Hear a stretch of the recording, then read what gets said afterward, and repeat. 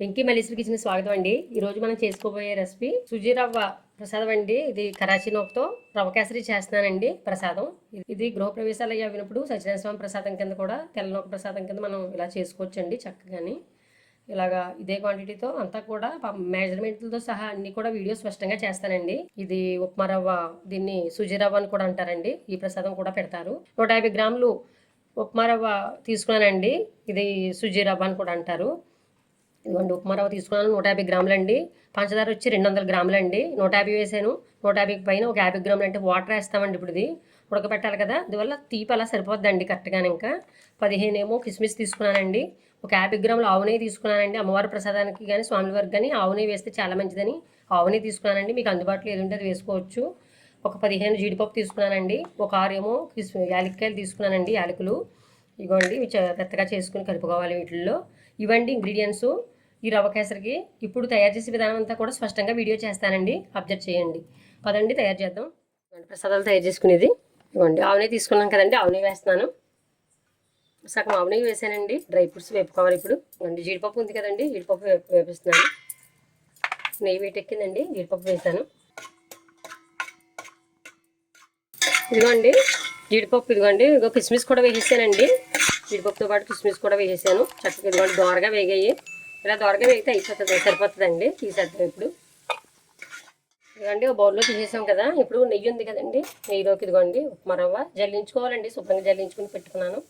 ఇదిగోండి ఈ బౌల్ నిండా తీసుకున్నాం కదండి 150 గ్రాములు. ఇప్పుడు ఇది బాగా కొంచెం లైట్ దోరగా వేయిందామండి. బాగా ఎక్కువ వేగిపోక్కర్లేదండి, లైట్ దోరగా వేయిందాము.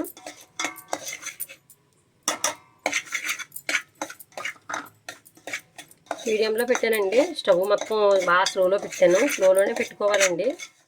లైట్గా వేయించానండి, పెద్ద ఎక్కువ వేగిపోక్కర్లేదు ఎర్రగా విను. ఈ స్టవ్ ఆఫ్ చేశానండి. ఇప్పుడు ప్లేట్లోకి వేసుకుందాము. ఇవ్వండి ఒక ప్లేట్లో వేసుకున్నాను, పక్కన పెట్టేసుకుందాం. ఇప్పుడు వాటర్ తీసుకోవాలండి. మనం ఇప్పుడు 150 గ్రాములు 1 బౌల్ తీసుకున్నాం కదండి. ఈ బౌల్తో 4 బౌళ్ళు వాటర్ వేసుకోవాలండి. బాగా ఉడుకుతుంది. ఒక ఎక్కువ కూడా పోసేయద్దండి, టేస్ట్ మారుతాయి మళ్ళీను. 4 వేసానండి. మొత్తం మూత పెడదామండి. మూత తీసి చూసుకున్నాను. ఇదిగోండి వాటర్ చక్కగా మరుగుతుంది. స్లోలో పెట్టుకుని ఈ రవ్వంతా కూడా ఈ వాటర్లో వేసేసుకోండి. మెల్లిగాని ముద్దలు కట్టకుండా చక్కగా ఇలా కలుపుకుంటూ వేసుకోవాలండి. అంతా కూడా మరిగిన వెంటనే నూకంతా కూడా వేసేసానండి. వేపి పెట్టుకున్నాం కదండి లైట్గాని. ఎక్కువ వేపేసుకోకండి, ఈ దీనికి ప్రసాదం కదా. చక్కగా అలా లైట్గా వేయించుకుంటే బాగుంటుంది. ఇదిగోండి చక్కగా ఉడుకుతుందండి. ఉడకనిద్దాం. మళ్ళీ షుగర్ కలపాలి దీంట్లోని. ఈలోగా యాలక్కాయ పొడి ఉంది కదండి, ఇది కొంచెం ఇలాగ కచ్చిపచ్చిగా చేసుకున్నానండి. పంచదార వేసి పౌడర్ చేసేయద్దు, ఇలాగే ఉండాలండి దీంట్లోని, బాగుంటుంది. ఇది కొంచెం వేస్తున్నాను. దీంతో పాటే ఉడికితే ఇంకా కొంచెం ఆపేనండి, లాస్ట్లో వేద్దాము. ఇదిగోండి ఇలాగా దీంతో పాటే ఉడికితే చాలా బాగుంటుందండి. మీడియంలో పెడుతున్నాను స్టవ్, బాగా స్లోలో పెట్టుకుని ఇదిగోండి ఇలాగా చేసుకోవాలి. మూత ఏం పెట్టొద్దండి. చూసారా ఎంత చక్కగా తయారైపోతుందో, మంచిగా తయారవుతుందండి.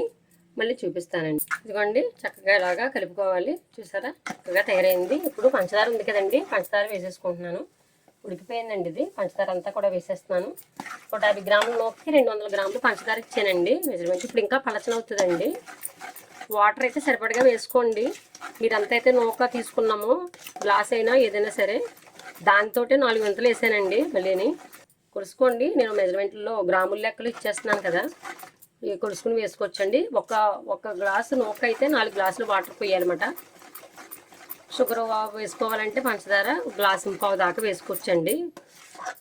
తీపి తినడం బట్టి వేసుకోండి, చాలా బాగుంటుంది. తయారైపోతుందండి. మొత్తం అంతా కూడా చక్కగా తయారవుతుంది ప్రసాదం. ఇప్పుడు ఆవు నెయ్యి తీసుకున్నాం కదండి, ఆవు నెయ్యి వేస్తున్నాను.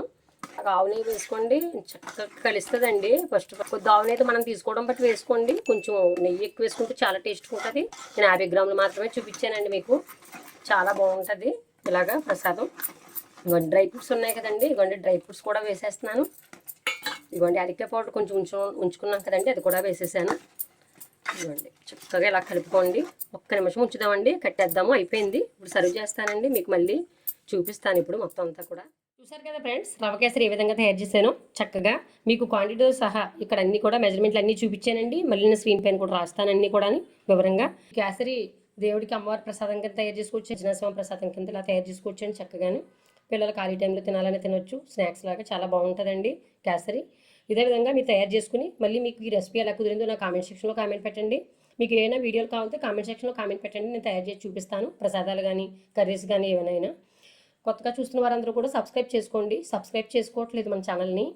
అన్నీ కూడా వీడియోలు పెడుతూ ఉంటామండి, లైన్గా అన్నీ వస్తూ ఉంటాయి. ఈ వీడియోని చూసి నచ్చినట్లయితే లైక్ చేసి షేర్ చేసి సబ్స్క్రైబ్ చేసుకోండి. Bye friends.